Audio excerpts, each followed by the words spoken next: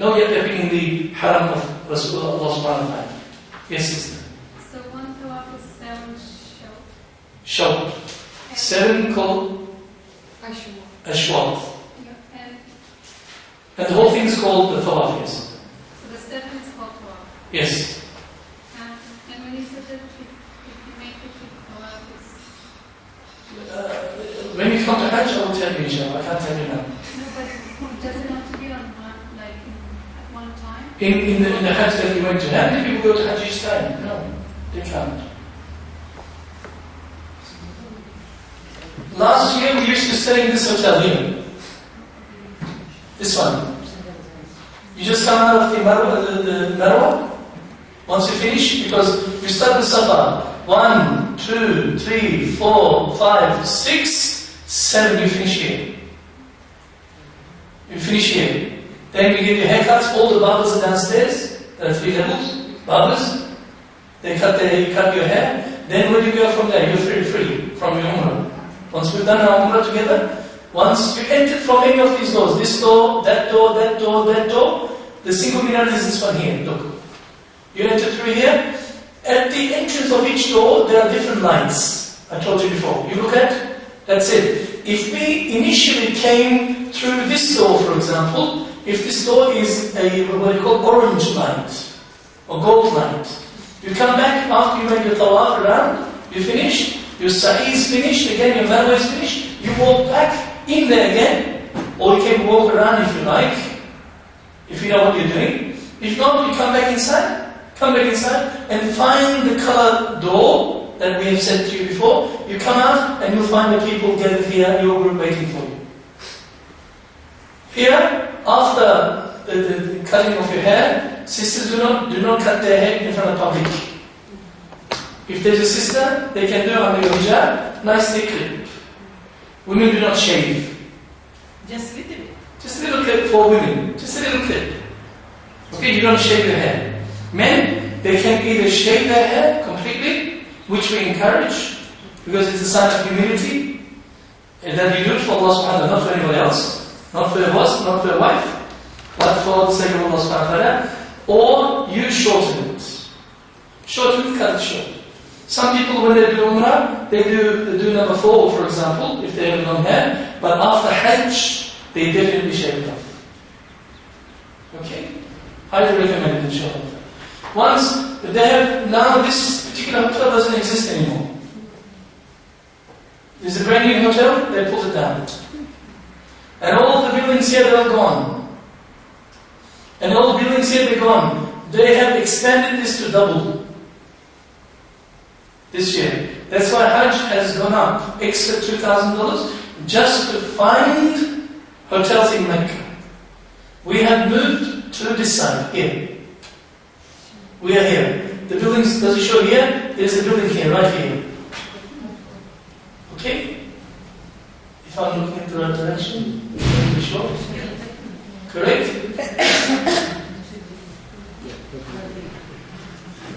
Yeah, isn't it? Which one? Yeah, pretty much. Here? The building's up there. Here? I think it's here. Right here. Because from here you just go directly into the... I think these buildings don't exist. The new version. If you do Google Earth, through Google you can see actually the Kaaba from the top. This is an old photo.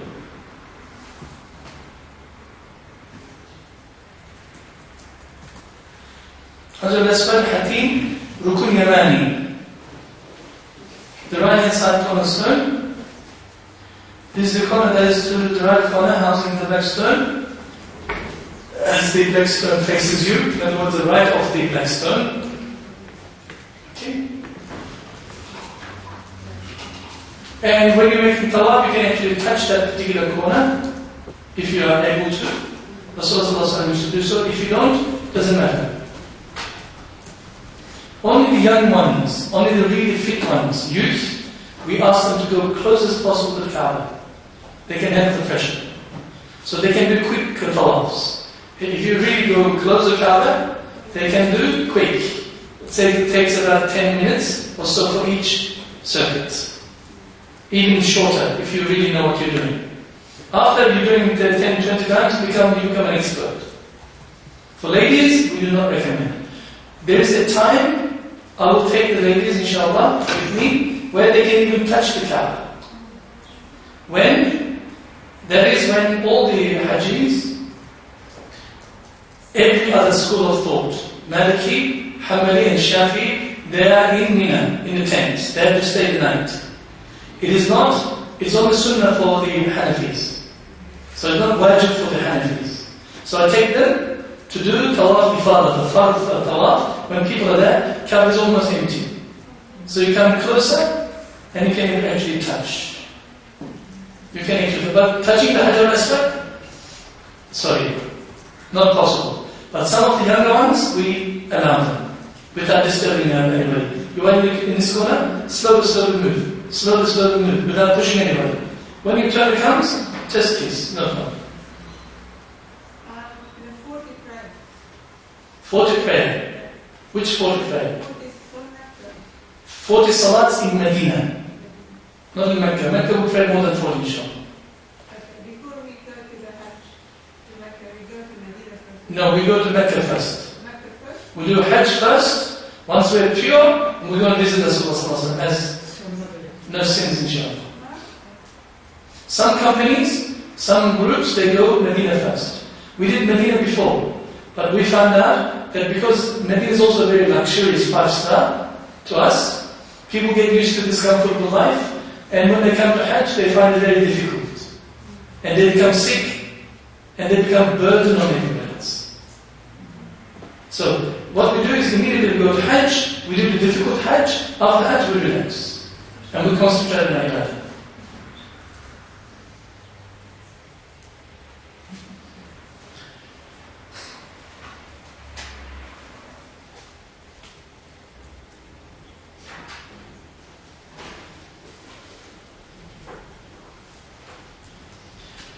Ramil and Iqtibal.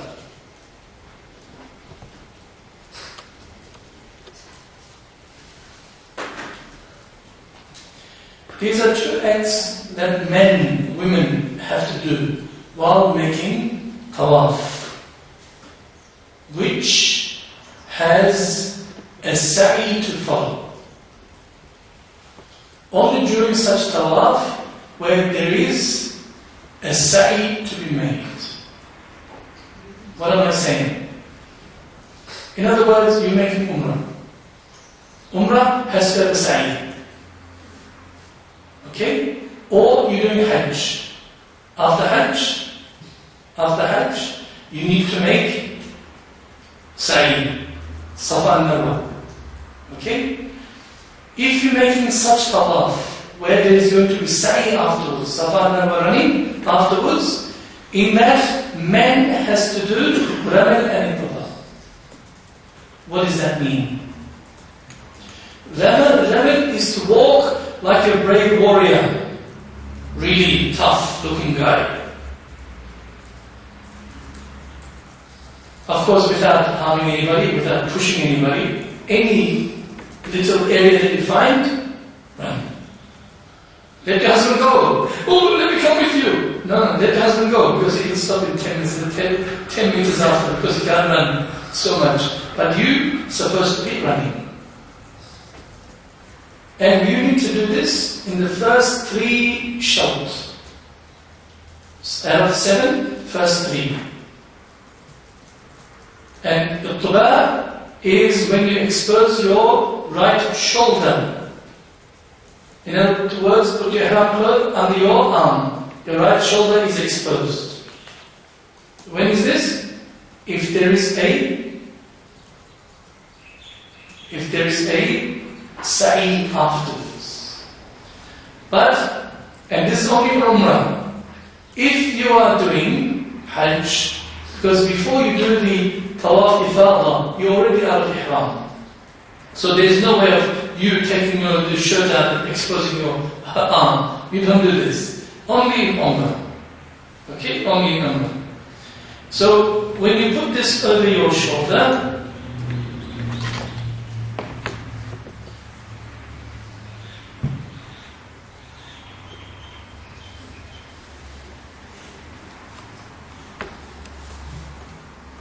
Okay? You usually go around like this when you're walking around, but everything is covered. But when you're doing ittiba, you put this underneath and expose your right arm. Exposing your right arm. Why?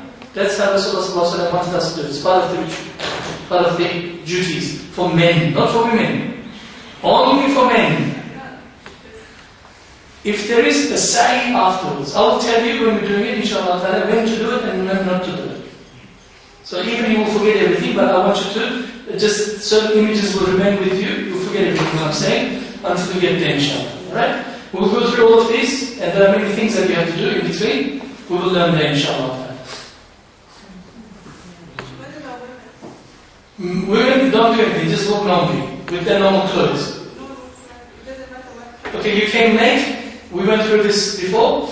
Ihram for women is the normal clothes that they wear. Once they make intention, some women prepare special clothes for themselves. Maybe they wear white, different colors, depending on your nationality. If you come from Africa, you have lots of patterns and amazing looking, huge woman with walk around with, subhanAllah, you're scared sometimes. But that's how it is. Different colors, different races. Allah created us differently. Some Indonesian women, they're so small, where's the sound coming from? Oh, it's over there. And they're all different colors. Alhamdulillah. Whatever it is. If you look at the Turks, they're like military camp, prison camp. They wear the same now, the type of clothes, Chinese clothing. Okay? Because government sells them, they make money out of it too. So, what they do is they just wear the same clothes and they just walk.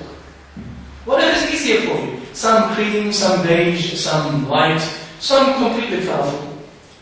But white is perhaps preferred color. That means you can wear a skirted top or you have to wear something like long. Top to bottom, make sure that your hour is properly covered. Okay, shape of your body should not be showing. Shape of your legs should not be showing. Okay, absolutely modest. The last thing that you want to do is cause other men to sin on your account. Especially in that place. Okay, the Tawaf. The Tawaf is 2, and you have to do this in the 7 circuits. 7 of the shout. Ramil is only on the first 3. Okay? Once it is done, what you do after your Ramil and your Tawaf, you do 7 shout, what do you have to do? Next one.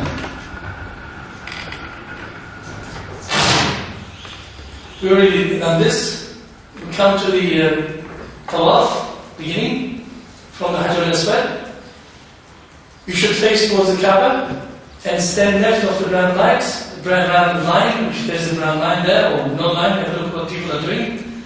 Between the green light and the Hajj al-Aswad, in that imaginary line. To face towards Hajj al-Aswad, raise your hands up like in Salat, Allahu Akbar.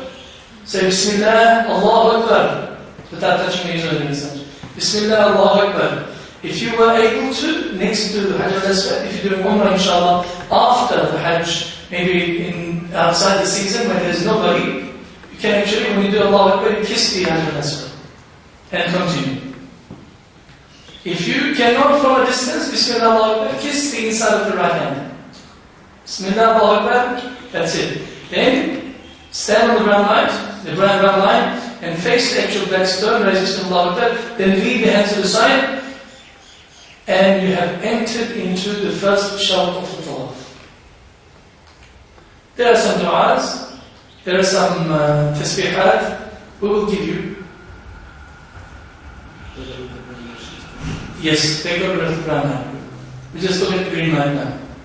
Last year they got rid of the brown line. Brother says so. Another.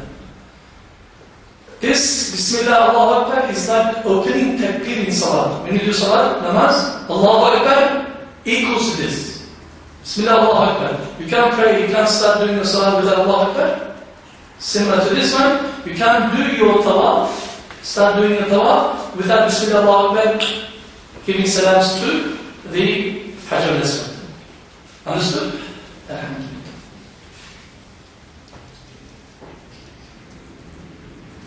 Okay.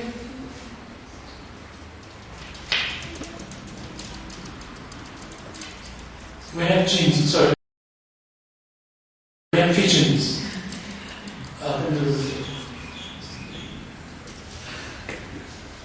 They pee and they change the pigeons. You can do any in any language, as sister was asking before. And between Rukun Yamani and Hajar al-Aswad, Rabbana Atina. If you can touch, not a problem, both hands on it. It is permissible to do so, but you do not wave Bismillah Allahu Akbar to Hajar Rukun Yamani from a distance, not allowed. If you can touch, touch.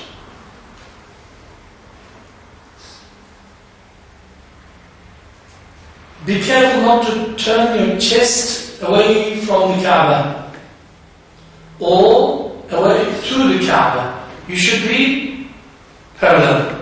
That's Kaaba, you're supposed to walk like this. You can't walk like this. Or you can't walk like this. Okay? You need to walk like this. That's Kaaba, constantly on your left hand side. The moment that your shoulder, your chest moves away from this, voluntarily, you wanting it to, intentionally, then that particular shot that you have done is gone. It's like in Salat. In Hanafi school, if you're praying Allahu Akbar, when you're standing up, you lost your balance, for example, and your chest turned away from Qibla. Your Salat is broken. Okay? So you need to make sure that you are, when you're going around the Kaaba, make sure you're doing this. So stop rushing. Stop being, pushing people. Just go with the flow. Yes, you can walk that way, you can walk that way, as long as you're in the same direction.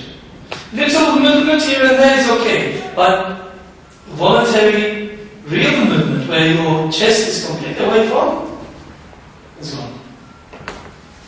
So you need to repeat that particular shot again. That particular circle, not all tawaf, that particular shot. Yes?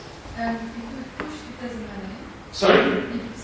It pushes you, that doesn't matter. But you don't go around, brother, stop pushing me. What have you done? In Salah, if somebody pushes you in this stuff, you don't go around, brother, stop pushing me and continue with Salah. It doesn't work that way.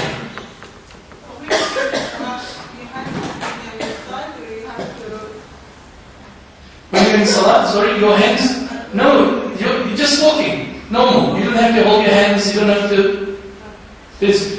Rasulullah says, Tawaf is like Salat. The only difference is that in Tawaf you can talk. You're allowed to talk. Okay? In Tawaf you're allowed to talk. Otherwise, it's like Salat. Doing Tawaf is better than doing Nawafil Salat in the Haram. Optional Salat. Doing Tawaf is more meritorious, more virtuous, more afdal than going to the corner and praying 2 rakats of Salat. You should do Tawaf, and Tawaf. Inshallah. You can do any language. We said, after doing your 7 ashwat, these 7 circuits, you must pray Salat most preferably behind Maqam Ibrahim. You said when you start right hand facing and then how is it possible that turn towards Kaaba? Right hand towards Hajar al-Aswad. Yeah. And now you're saying you can't face, like you have to face the right hand. Now before you start, you face like this, Allahu Akbar, then you turn and continue. While you're walking around, you don't change your. So it's anti-clockwise, but you start facing. Yes.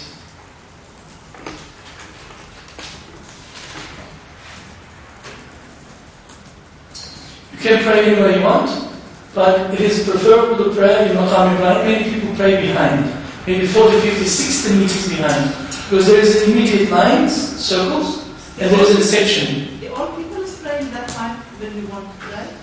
No, because people come to do Umrah and Tawaf different times. But that place will be completely full all the time. So you can tell us what time is it for the prayer, we can try it. Otherwise we don't understand, or we understand. No, the Fard, Zuhr, Asr, Maghrib, Isha, everybody stops to do the Salah. There's nobody doing the Tawaf. Finished. They cannot do it. So you came in the middle of your fourth shout, fourth time you're going around, and then it's called, and the Iqamah, you have to stop. And turn towards Kaaba and do your Salah with the Imam. Once Salam is finished, you stand up, continue from the same position, your Tawaf, complete.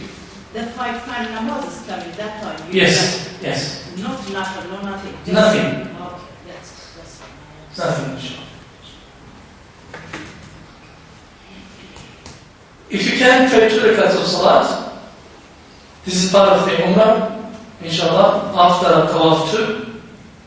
If the time is makruh time, according to Hanafis, in other words, you did it after Asr, Tawaf. After Asr. After Asr, we're not allowed to pray any, after the Fard of Asr, we're not allowed to pray any Nawafil Salat. According to our rules, according to our fiqh. So you don't do the Maqam Ibrahim Salat 2 rakats after you do the Tawaf, you just don't do it, just sit down. After Maghrib Salat, you get up and do that 2 rakats of Salat. Okay, you're still in the masjid. Okay? And in there, inshallah, after Salat, you make lots of dua. Open your hands, look at the Kaaba, and make dua. But you must pray the Salat, it is wajib to do so in the Masjid al-Haram, anywhere. Even somewhere near Sa'id, Safa and Marwa, as long as you are in the Masjid. You can't go to a hotel and pray in a hotel. You have 2 things after the Salat. One is to go to Mu'tazam, which Rasulullah used to do, and inshallah may Allah allow you to do it. If you ever go to Umrah when there is nobody, only few people, okay, then you should go to Mu'tazam. Mu'tazam is the door and the Hajar al-Aswad, that little section. You put your face and the hand, Rasulullah used to put his right hand, okay, and put his cheek, Mubarak cheek onto the face, onto the Kaaba, and used to make dua. Now you need to be very careful. During the time of Rasulullah, I don't think they had so much expensive perfumes to put the place. Now it is completely, utterly drenched in some oud, some particular, what do you call? Atar, perfume. So if you're in Ihram, if you touch it, it comes onto you, then you're in danger. So you should avoid it. You should avoid this, therefore you should skip this. You just go and inshallah, drink your Zamzam.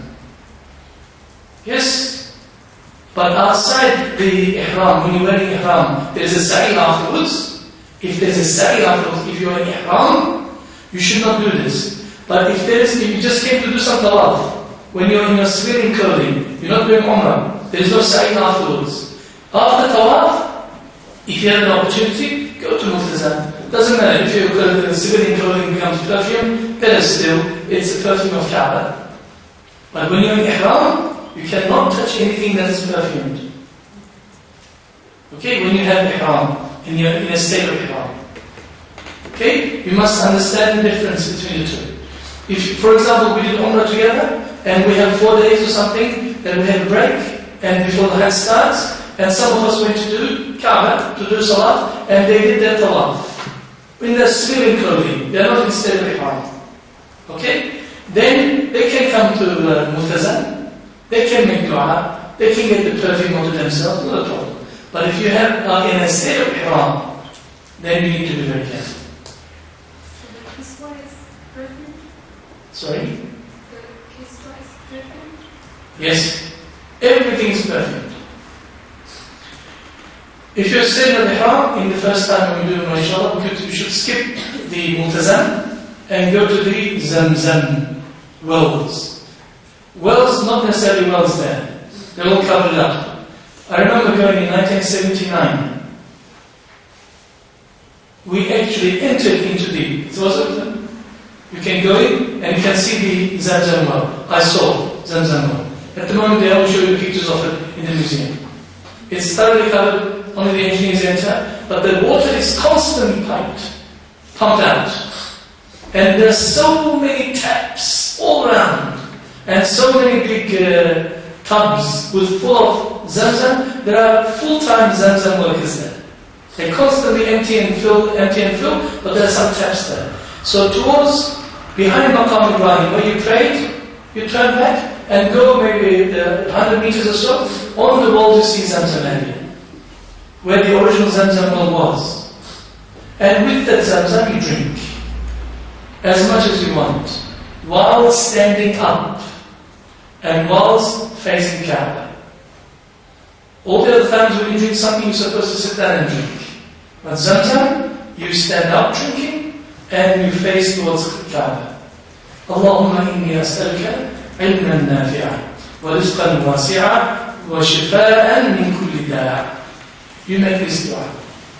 It is in all the Hajj books, you will find this dua. Allah bless me with beneficial knowledge. Allah bless me with lots of rizq. Allah also bless me with cures to my sicknesses. You ask Allah subhanahu wa ta'ala. Or any other dua that you want to make. Once you drank, you can pour it onto yourself. Some people make wudu, authorities will not allow it, but Zamzam water is shifa. Inshallah. Once the Zamzam is done, okay, we did tawaf, we did the Salat Maqam Ibrahim, okay, we go to the Zamzam, now we have to do sa'i. We have to run between Safa and Marwa. Immediately, if this is the wall where the Zamzam waters are, if you were to face back to Kaaba this way, immediately on the left hand side there is a big writing and as well as another green light. Towards the green light. It says entry into Safa, sa'i area. So you follow the sun, actually if you will follow the people, they're all going there anyway, after drinking Zamzam. So they will go to Safa. Safa is a little hill. They're painted brown. Safa. You climb up with everybody else, as long as your feet is touching to any of the places of the brown area, not a problem. You turn, if you turn towards Marwa, you will see Kaaba on your left hand side. You turn towards Kaaba, you make the intention of making sa'i. Okay, Bismillah Allahu Akbar, towards Hajj al-Aswad, Kaaba, and start walking. There are some du'as that you make. In the middle of the Safa and Marwa, one way is, so right hand side is going that way, left hand side is coming this way. In the middle, there is also two lanes. Two lanes for the wheelchairs, the people who are sick.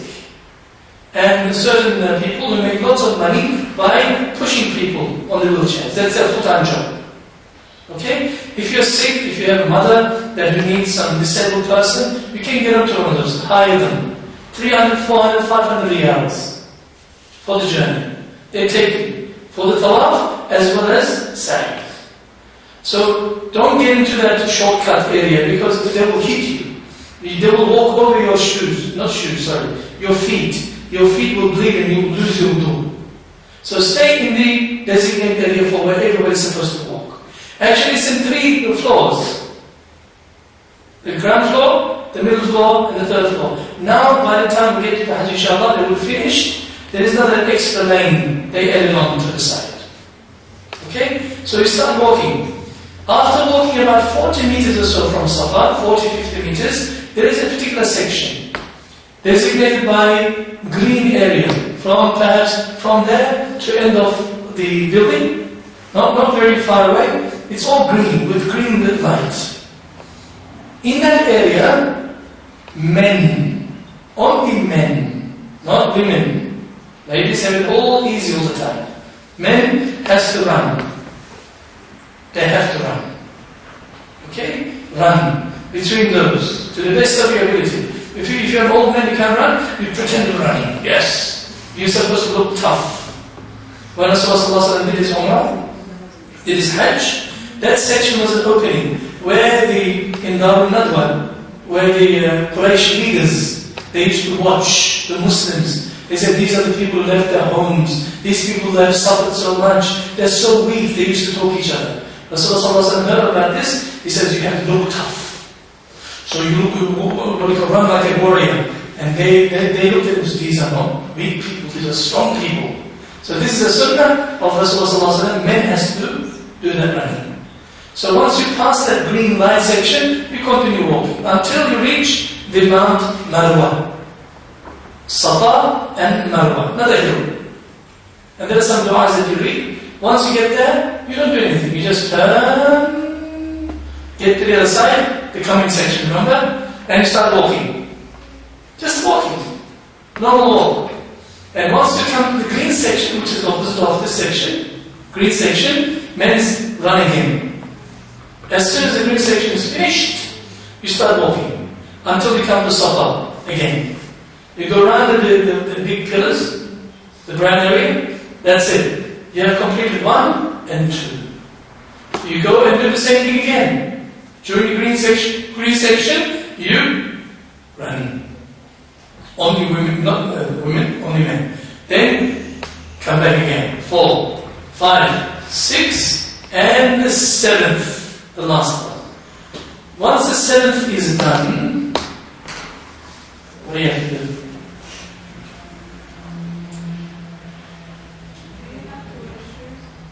You can't wear your shoes. No shoes is allowed in Haram. So shoes is a big business issue. You will lose your shoes. Don't buy expensive shoes. Slippers. And one of the things that we told you last week, bring a little bag. In that bag you put your shoes on. Around your neck, something light. Not expensive high heels or anything, please. That's not a place for high heels. Okay? You put it on in a section, in a plastic bag, nicely. Or if you don't want to carry it, in the door that you came in, where you're going to get out again, in the corner somewhere, there are lots of shoe racks. Mark it nicely, there are numbers. Say 375. You put it there with 5, 6 other people. These are our shoes. Nothing will happen, don't worry. Once you finish the sa'i and everything else, the tawaf, once you're coming out, in the same place, you'll find your shoes. But if your shoes are exactly the same shoes as everybody else, because they also went for and bought it for 2 years outside, the chances are that it will be lost. Or you thought that's your shoes, you pick up someone else's shoes. Okay? Best is to keep those shoes with you. They're heavy, light, just into another. Just put it in, nice and plastic bag, walk with you. Once you can come out from any door then. You don't have to come back all the way to the same door. So you just take your shoes on and come out. In Sa'i, around Kaaba, no shoes. And they are constantly cleaned by the cleaners, disinfected. Constantly. And you get used to the cleaning times. But they're amazing. They're so fast, mashallah.